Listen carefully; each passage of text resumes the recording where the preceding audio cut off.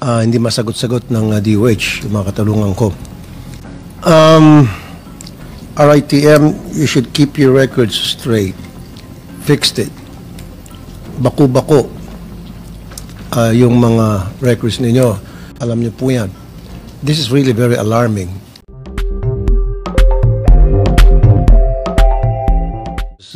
During the last hearing that I attended sa committee ninyong ito, Mr. Chair, hindi masagot-sagot ng DOH yung mga katalungan ko. Now, thank you, Mr. Chair. So, diretso na ako sa mga katalungan ko. Sige po, para ma. RITM, you should keep your records straight.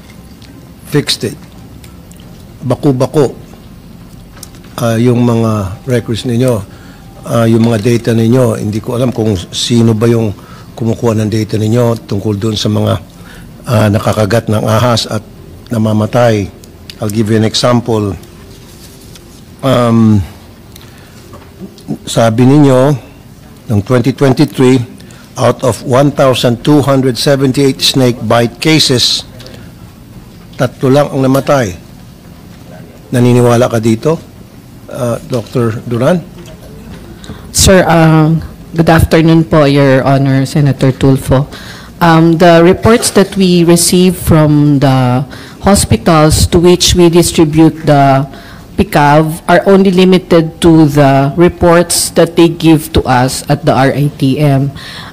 It is the reports of the RESUS and the CHDs po, yung mga health centers or other than those hospitals to whom we distribute po the PICAV supplies are not given to the RITM. So what we have only are the data that is being shared by the hospitals to whom we give the stocks po of the PICAV.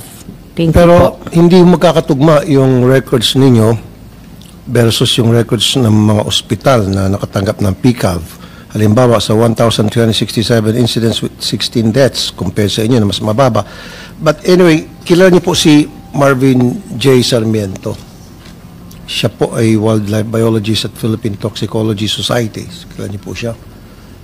Apologize po, Okay. hindi ko po siya kilala. Base po sa ginawa niyang pag-research on his own, 67% ang mortality tuwing may nakakagat na ahas. Libo-libo po ang namamatay dito sa Pilipinas dahil sa snake bites, dahil sa kakulangan sa anti-venom. Thousands po. Hundreds po ang namamatay dahil sa rabies. Alam niyo po yan. This is really very alarming. Karamihan po sa mga namamatay dahil sa snake bites, mga farmers. Kasi sila po yung nagbubungkal ng lupa at tatanim. Ngayon, ito pong PICAV, Purified Cobra Antivenom, alam niyo po ito. 1962 pa po ito, ba't ayaw niyo pa pong palitan, baguhin?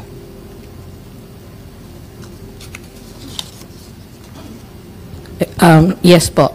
Senator Tulfo, ang atin pong production ng PICAV ay isa po sa mga maipagmamalaki ng ating gobyerno na nagagawa ng teknolohiya po ng Pilipinas. Yun pong ating technology for the production po of the Purified Cobra Antivenom, hindi po natin ito kailangang palitan, bagkus ang kailangan po natin ay palawakin ang ating production po for the PICAV. When I say po. palitan, ibig ko po sabihin, yung pong makabago ng combination. Kasi sa ngayon, sige nga po, ilang snake species ba meron sa Pilipinas sa pagkakaalam niyo po? Marami po ito, Your Honor. Ilan po? Ilan?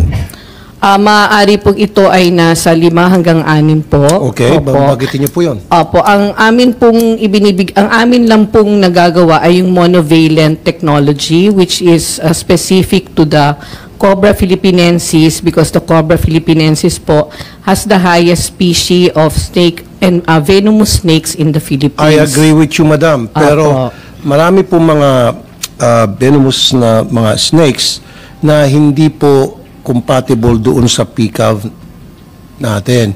Kaya namamatay sila. Ito po yung top na 4 common snake species sa atin. Philippine Cobra, Samar Cobra, King Cobra, Equatorial Spitting Cobra. Your Honor po, meron po tayong tinatawag na monovalent and polyvalent purified cobra. antivenom. Sa ibang bansa po, meron po tayong multivalent. Ngunit ang technology lang po natin sa Pilipinas ay monovalent. Hindi po naman nagkukulang ang RITM dahil kami po ay nagpadala ng ating mga empleyado upang pag-aralan po ang polyvalent technology of production ng COBRA. Opo. Kaya nga po, bakit hindi natin umpisahan na yung polyvalent? Opo. Mas marami makover. Yes po, sir.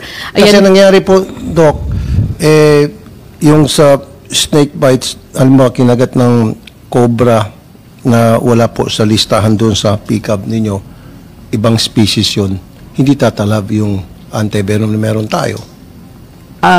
Sir, actually po, wala pa pong na-publish na pag-aaral na ang ating purified cobra antivenom ay hindi effective sa iba't ibang klase ng snake bite dito sa bansa. Sa ngayon po, mayroon pong initiative sa aming institusyon. Ma'am, sorry. Meron po mga data na in-injectionan, dinescribe ng tao na kinagat siya ng cobra, in-injectionan sa antivenom ng cobra, pero namatay pa rin kasi hindi nga po magkatugma. Kasi yung pala, different species yun. Your Honor po, meron pong pwedeng dahilan kung bakit po namatay ang pasyente, pero hindi po ito dahil probably sa binigay nating purified cobra antivenom. Maaari pong tugma ang ating gamot o yung PICAV, subalit late na po nang nadala ang pasyente. No, ma'am. No. Sabi po ni Marvin Sarmiento, he's an expert. Opo. Siguro, let's give it to him. Sabi niya, yung PICAV natin ngayon ay luma. Marami ng mga species na hindi na covered nitong antivenom na available sa atin ngayon. Ganun lang po kasimple yun, ma'am. Yes po.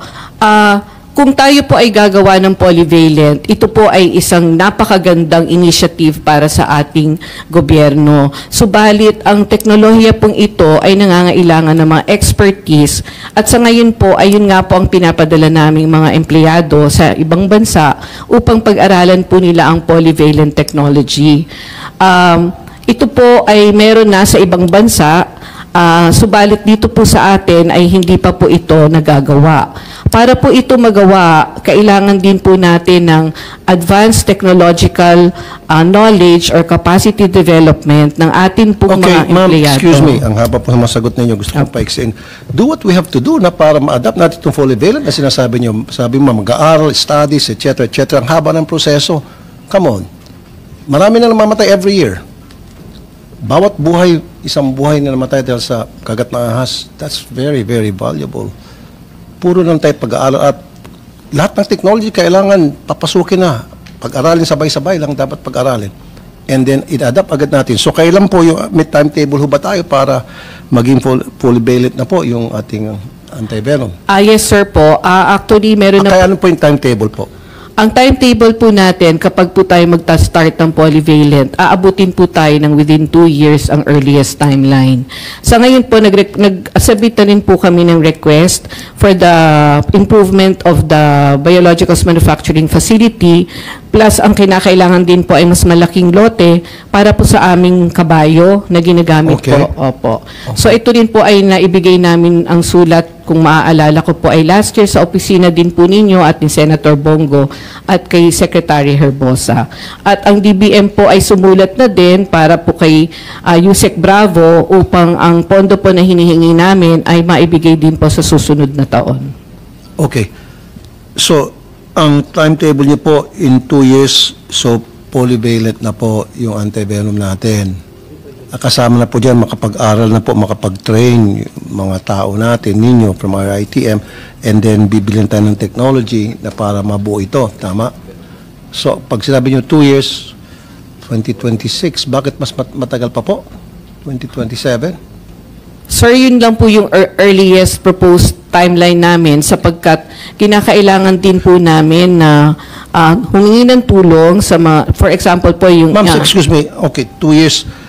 2 years para mag-train ng mga tao? Hindi po, sir. 2 years po para po i-set up yung possibility ng aming facility to be able to have a polyvalent manufacturing facility. Okay, are we starting to do it now? Nandun pa lang po kami sa proposal kasi po kailangan po ito ng pre-feasibility and feasibility study. And once po yun magawa, mag-aabot po yun ng mga 1.5 to 2 years para po apply ang feasibility study po for a polyvalent purified cobra antivenom. Kasabay din po nito ay meron po kaming pre-feasibility study for a vaccine facility in the country. Okay. Bakit hindi po lahat ng mga ospital may antivenom sa ngayon? Maraming mga ospital na wala. In fact, there is this hospital sa Kawayan City, may nakagat na farmer. Dinala doon sa Kawayan, wala siyang antivenom. Hinintay nila na mamamatay. Kasi Opo. wala eh. Walang antivenom. Yes po. At maraming mga ano ospital po. pa, especially Opo. sa mga far-flung areas. Di ba dapat lahat ng mga ospital, especially pag may mga farms, yung may mga sakahan, dapat lahat ng ospital sa mga lugar na ganon, meron dapat antivenom. Marami wala. Tama po, Your Honorable Senator.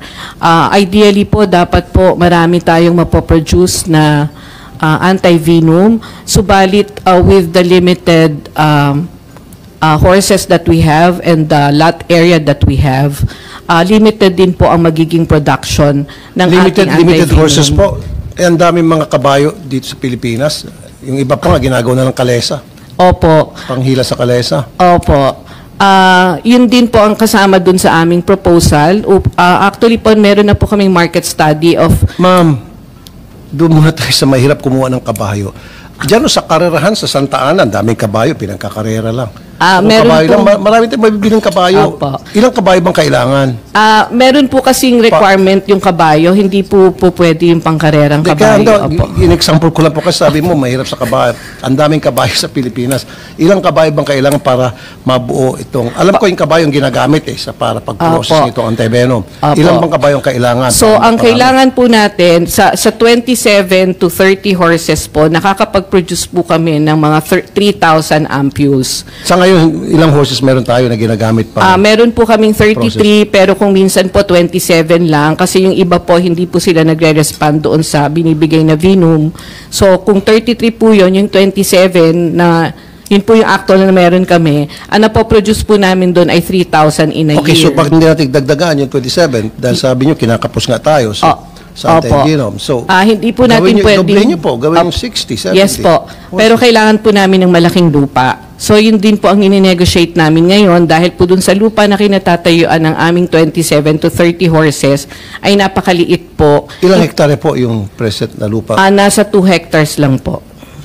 Ba't hindi kayo bumili pa noon ng malaki-laking hektarya? Ngayon po ay ongoing po ang aming market study for a lot na pwedeng mabili. So, nasabit na rin po namin ang aming proposal sa Department of Health regarding a bigger lot po for the horses. So, kayo na po mismo umamin na totoo yung sinabi ko na maraming mga ospital sa mga probinsya lalo na walang antivenom na kung saan may mga sakahan at yun ang pong matakbuhan ng mga farmers natin na nakakagat ng cobra. So, Opo. ano pong solusyon nyo sa ngayon? Ang ginawa na po namin ito ng solusyon. Ano po yun? Ang mga big hospitals po na government hospitals, ang pinagdadalhan namin ng mga supplies ng ating PICAV.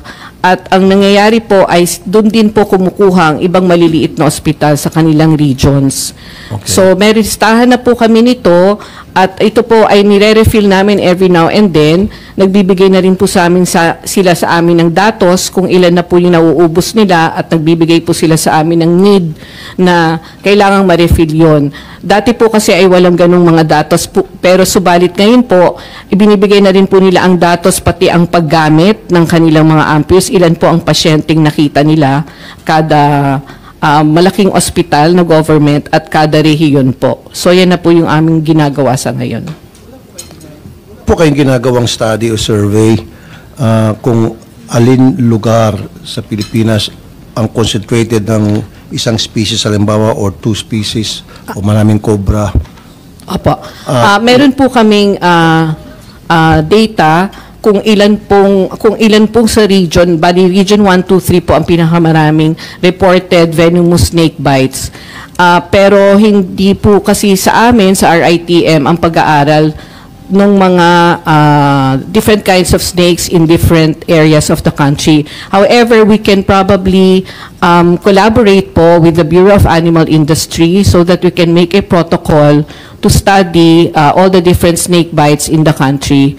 But ito po ay hindi po parte ng aming mandato sa RITM, subalit maaari po kami makipag-collaborate sa Bureau of Animal Industry. Sa Ito, ulitin ko po ito si Marvin J. Sarmiento. Siya po ay wildlife biologist at Philippine Toxicology Society. Opo, Ito po yung i-contact data- po namin siya. Ito po yung binigay niyang data sa amin. Noong 2022, 5,714 cases ng snake bite sa Pilipinas. Out of that 5,714, 3,428 ang namatay. Ang laki po. Di ba? So, kailan pa po natin, hintayin pa ba natin na madadagdagan, mamatay na unnecessary kung tutuusin? Dahil lang kulang tayo sa kabayo? Dahil lang kulang tayo sa maliit ang lupa? Come on, bilis-bilisan nyo naman. Yes po, Your Honor. Talaga po nagmamadali kami sa lahat ng aming mga proposals at hindi naman po nagkukulang ang RITM dito, and we are closely working po with our cluster heads po sa Department of Health. Nakapagbigay na po kami ng mga appropriate na sulat para po magawa po namin ito within the year. Yun pong report ng ating butihing Philippine Toxicology scientist, hindi ko po mabibigyan ng comment yun as of now kasi po iniisip ko po baka projected value po iyon from a baseline data pero hindi po siya yung actual number of venomous cases or those who really died from the snake bite. So hindi ko po siya mabigyan ng comment. But we can also reach to him in case po in the future we will be having collaborative studies with the Bureau of Animal Industry. Marami pong salamat. Yeah, is it true na yung mga taga-India nag-harvest ng venom dito sa Pilipinas and then dadalhin sa India, ipoprocess and then ibebenta pabalik dito sa atin at napakamahal na? Wala po akong idea or knowledge about that po, Your Well, you have to Honor. investigate. There is such a thing na nangyari ngayon po. Ma'am, mga LGU ang bumibili. 10,500 per vial. I-report po namin yan sa aming cluster head sa central office and we will take note of the reports kung nangyayari po talaga ito. So, to wrap it up, dito sa snake bites po, sabi nyo in 2 years time, mabuo na po yung polyvalent na programa ninyo at makakakuha na kayo ng maraming horses at malaking lupa. So therefore, mababawasan na po yung mortality rate sa mga snake bites victims. Tama po? Yes po, Your Honor. Inumpisa nyo na po yung proposal. Yes po, opo. Okay, sige po. So babalikan ko po kayo next year kung nasaan na po kayo. Opo, Ganun Your po kami Honor. dito. Yes po, Your Honor. Now, pwede po, Isingit ko lang po. Itong sa rabies, parang nakausap ko kahapon itong mga mayors. Kulang daw yung rabies vaccines ng DOH. How is the DOH addressing this? No? Paano ba ma-access itong rabies vaccine? May free rabies vaccine ba na available sa DOH at LGU sa ngayon? No? Ang rabies treatment ay covered ba ng PhilHealth? According to DOH, the number of rabies cases nationwide increased by 23% or a total of 354 from January 1 to September 14, 2024. So, ang dami na pong namamatay po ng rabies. In fact, in Davao region, 36 persons died of rabies infection last year. Ito po ay 50% increase from the data of 2023. Sa RITM ho ba ito? Sa DOH ho ba? Paano ba maka-avail? Napakamahal po nitong pag nakagat ka, pag nagpa-injection ka ng rabies, mahal. Sobrang mahal. and also, Mr. Chair, may seeing it yung availability ng anti-rabies. marami pa rin namamatay na hindi dapat. Unlike sa cobra, bibilang ka lang na minutes or hours. Oo. Okay? Sa rabies, ilang araw to bago, di ba, magkaroon ng... Yung anti-rabies injection ninyo, paano ba ma-avail kagad? O itong anti-rabies vaccines ninyo, libre ba ito? Sa DOH ba? Kindly, Doktora, or you want to refer it to the DOH kung sila pong appropriate person to answer? At matanong ko rin, makasingit na rin po, Mr. Chair, bakit may namamatay sa rabies? Like I said kanina, unlike sa venom ng cobra, minutes lang o oras. Sa rabies, meron kang ilang araw. Di ba? Para talagang magkaka-serious ang problema mo. Ba't may namamatay pa rin? Marami pa rin. Libo pa rin ang namamatay kada taon. Ang masasagot ko po ay yung sa amin sa RITM. Ang RITM po ay may mga libreng rabies vaccine at ito po ay binibigay namin sa lahat ng mga pasyente tumudulog po sa aming tanggapan at ito po ay libre. Doon po sa mga pangyayari na kulang ang rabies vaccine sa ibang mga health centers or local health centers, pasensya na po pero hindi ko po masasagot sa aming kapasidad sa RITM. Kung bakit po sila namamatay, marami po tayong mga pasyente na nakakagat ng aso at hindi po sila dumudulog sa ating mga tanggapan sa ospital upang magpa-anti-rabies. Meron pong isinasawalang bahala ang kanilang pagkakagat o ang kanilang pagkaroon ng daplis at ito po ay nagmamanifest o lumalabas po ang mga simptomas na napakalayo na po sa araw ng kanilang pagkakagat. So mangyayari po na sa umpisa akala nila sila ay okay, walang nangyayari, subalit ang mga nakakagat po sa kanilang hayop ay maaaring namatay at ito po ay hindi nila pet dogs or maaari pong ito ay mga layas na aso at hindi na po nila alam na namatay ang asong ito. So lumalabas po ang kanilang mga simptomas later and by the time po na magkaroon ng symptoms, medyo too late na po for them to get the benefit po of the anti-rabies vaccine. Pero may mga insidente rin po dahil mahal yung anti-rabies vaccine. So, yung mga iba, nag-herbal na lang, thinking na magagamot sa herbal yung rabies. So, gawan niyo po ng paraan na yung rabies vaccine, anti-rabies vaccine, maging available para sa lahat. Hindi lang po yung mga na-afford ang pwede magpa-inject o pipila pa sa PGH. Paano kung sa probinsya at wala pong malayo sa public hospital? Dapat po pag-aralan niyo po to, do some studies na wala po dapat mamatay dahil sa kagat ng aso. Siguro another way to do that is education through the barangays. Magpa-disseminate kayo ng information na ano ba dapat gawin pag kinagat kayo ng aso. Gamitin niyo po yung media, website ninyo. Ako po, tutulong sa inyo. Diba? Wala po dapat talaga mamatay dahil sa rabies. Kung ginagawa lang po natin lahat ang ating trabaho. Ibig sabihin, dito po marami namamatay sa kagat ng aso dahil somehow may mga naging pabaya sa mga taga-gobyerno natin. Di po ba? Sa amin po sa RITM, kasama na din po doon ang aming mga yearly training na ibinibigay para po sa ating mga mamamayan at pati din po doon sa mga health workers natin sa mga iba't ibang health centers na humihingi po ng tulong sa amin para sa training. So ito po ay nagiging parte na rin po ng trabaho at mandato ng RITM at tumutulong po kami sa ating central office sa pagbigay po ng education para po sa mga nangangailangan sa pag-manage po ng rabies. Pasensya na po pero doon po sa ibang mga katanungan maaari ko pong iibigay po sa aming central office na mga kasamahan. Thank you po. Sige po. Ang gusto ko po sana mangyari by next year, since nag-usap na tayo ngayon at alam niyo na po kung gaano kaseryoso yung problema sa rabies, gawan niyo po ng study, gumawa kayo ng programa na para ma-minimize po yung mortality rate sa kagat ng aso, mga victims na nakagat ng aso. Okay? At least alam niyo na po ngayon.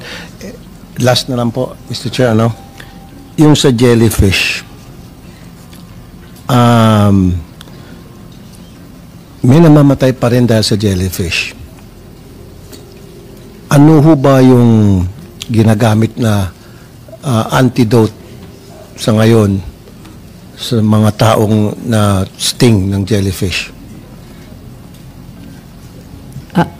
Your Honor, hindi na po sa amin sa RITM, pero baka po masagot po ng aming mga kasamahan sa kay Dr. Domingo. Hindi na po RITM yon? Di po sa amin nadadala ang mga may sting po ng jellyfish. So, Hindi na bakit- po sa RITM. Bakit hindi po nadala? Saan po dapat dinadala at sino po dapat ang gagamot? At sino po yung ahensya ng ating gobyerno na ang tutulong? Ang pagkakaalam po namin, ang mga nakakagat po ng jellyfish or nagkakaroon po ng mga sting na to ay dinadala po sa mga ordinaryong ospital na kung saan meron po tayo mga espesyalista na maaaring gumamot po nito. Pwede po ang mga emergency room ng mga nearby big hospitals and government hospitals. Ito po, ayon kay sa biochemist na si Angel Yanagihara, Associate Professor of University of Hawaii, indicated that Philippines is ground zero for box jellyfish. Ground zero po tayo. Alam niyo na po ibig sabihin yan. And a lot of poisonous jellyfish species. Now, ang ginagamit natin dito ay epinephrine, yung pang-antidote sa jellyfish sting. Lethal to box jellyfish sting management po ito. Did you know that? Ma'am, kayo dyan sa RITM? So, Your ibig sabihin, Honor- ma'am, Apa. ibig sabihin, pag na-stung ng jellyfish, box jellyfish, na marami dito, karamihan sa mga jellyfish dito ay box jellyfish, ang species.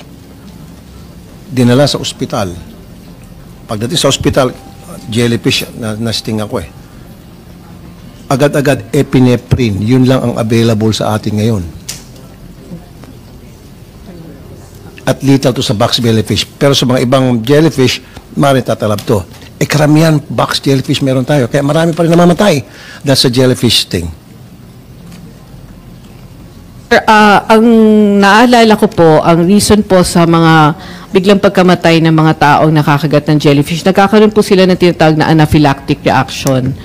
Kaya po yung epinephrine ay binibigay upang malabanan po nito anaphylaxis sa buong katawan. I understand, ma'am. Let me interrupt you there. Apo. Kasi may lumapit po sa programa ko, ano po, yung bata na stung ng jellyfish, 5 years old siya, dinala siya sa ospital, okay po siya, maganda pa, very, ano pa siya, cooperative sa mga utos ng doktor.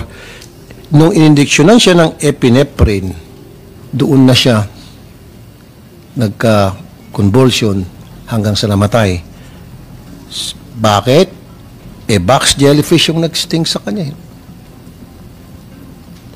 Pero ang in-injection na epinephrine, hindi dapat. Pag-aralan niyo po yan, ma'am. Make a study out of that. Make a study out of that. Box jellyfish po ang species ng karamihan ng jellyfish na sa ating mga karagatan dito na nakastang ng mga ano natin, mga swimmers natin o fishermen. So therefore, maghanap kayo kung ano yung dapat na antidote para sa box jellyfish sting. At dapat po mabawasan rin po ang mortality. Kasi every year, daan-daan po ang namamatay. Di ba? Di ba nakakalarma? Isang buhay lang po. Maalarma na dapat tayo. Kung hundreds, thousands, pagdating sa snake bites at rabies. Dapat po kayo dyan sa RITM do something na kung pwede zero. Pero alam ko naman na that's impossible. Mabawasan man lang ng napakalaking porsyento kasi nakakaya po ito eh. Sobrang dami namamatay because of that. Thank you, Mr. Chair. Salamat. Pwedeng pakisagot from DOH yung anti-rabies na vaccines or yung injection. Mr. Chair, good afternoon po. Senator Tulfo, good afternoon. As the procurement USEC, for last year po, we were able to buy 330 vials of anti-rabies. naubos po siya, and now for 2025, we have 2.7 million doses of anti-rabies na bibili natin. Under pre-procurement process na po siya for this year. So hopefully, in a span of 30 days or 45 days, magkakaroon na po tayo ng notice of award and notice to proceed. So makaka-deliver na po tayo ng anti-rabies vaccine. Last na lang para talaga, Mr. Chair. Go ahead. Dito sa PhilHealth, yung sa free dental care, gumagana na po yun? At saka yung pre-pustiso, wala pa? O, preventive lang? Muna. Yung pustiso, next time. Sobra-sobrang pera ng PhilHealth, tapos pustiso ng mga senior citizen natin, hindi natin magawa ng paraan na maging libre. Dapat po hindi. Pag-aaralan po namin, Senator. Pag-aaralan niyo po. Kailan po niyo pag-aaralan, Doc? Part po nung commitment namin, Senator. Tsaka, meron na ho kaming binabalangkas na mga dagdag pong benepisyo. Within the... Ilang months na tayo? Sir, we will report. Sa ngayon, pag meron tayong mga senior citizen o mahirap na kababayan, gusto magpapustiso, hindi ma-cover ng PhilHealth yan, magbabayad siya. So ano po libre ngayon? Dahil ito yung ni-request natin at meron kayong commitment letter dito to include dental packages. So paki-explain lang po sa publiko, saan nila pwedeng ma-avail ito? Check-up lang ba? O kasama ng bunot sa ngipin? After bunot, anong bibigyan ba ng gamot? Go ahead, Yusek Chong, you want to answer? Mr. Chair, Senator Tulfo, it was approved last year only the preventive package for the dental.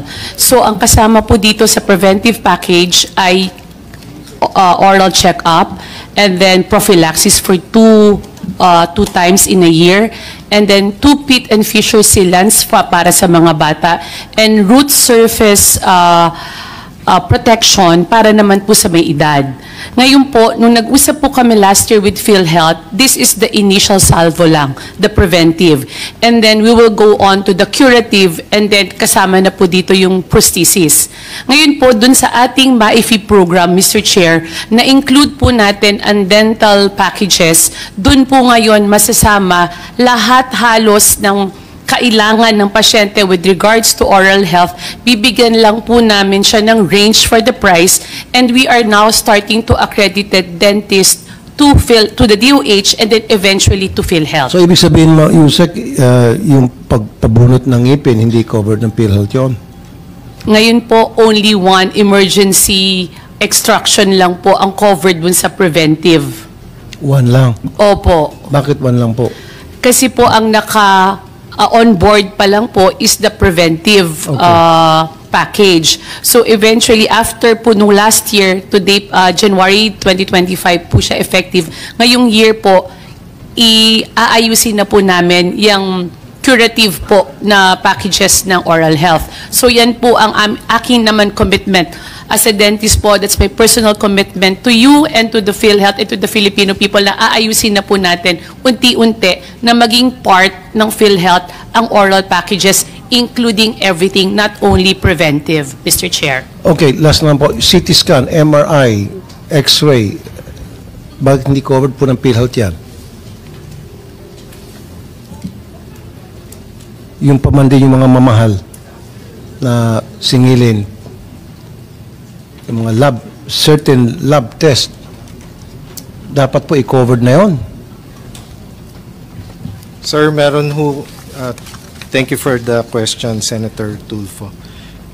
Kasama na po doon sa aming PhilHealth Outpatient Emergency Care Benefit Package, yung pong mga pagsusuri na katulad po ng CT scan, PET scan po at MRI, at ito po ay inilabas po namin na practice guidelines nung November 30, 2024. Ito yung, di ba, tinanggal na natin, at meron tayong 24-hour confinement before na kailangan mo magpa-admit bago i-cover.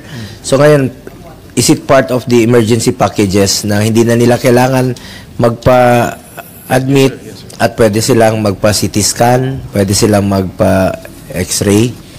Ito ba yung mga new packages ninyo, emergency packages? Am I correct? Yes, sir. Ito yung part ng inyong commitment.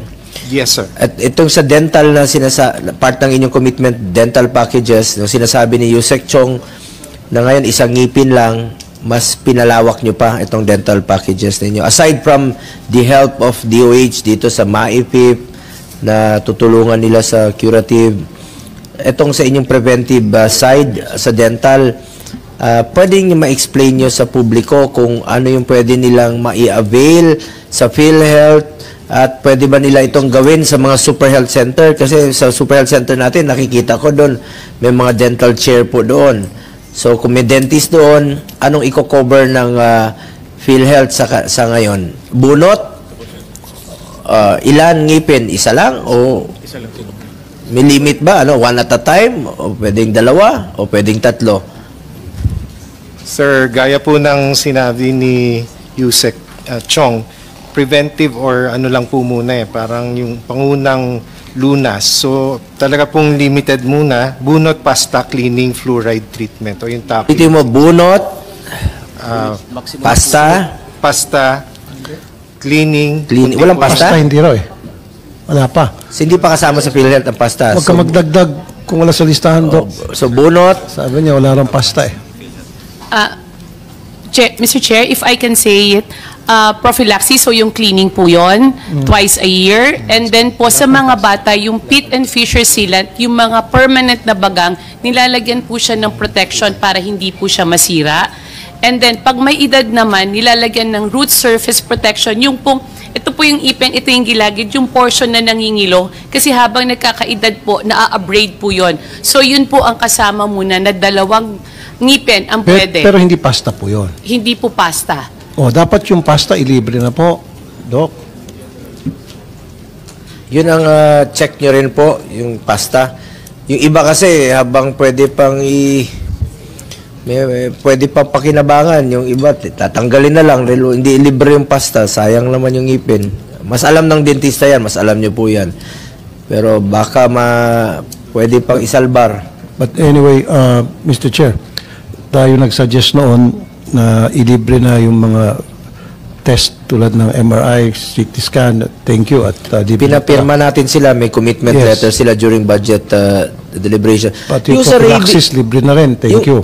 DOH yung rabies, libre ngayon. Saan pwede? Sa Super Health Center, pwede sila? Opo, actually, yung po mga anti-rabies natin ay binababa po natin yan sa mga CHD around the Philippines. So, depende po yan sa request ng CHD. Ang CHD po ang makikipag-coordinate sa provincial health officer ng bawat province and then province to the LGU. So, ganun po ang sistema po ng DOH.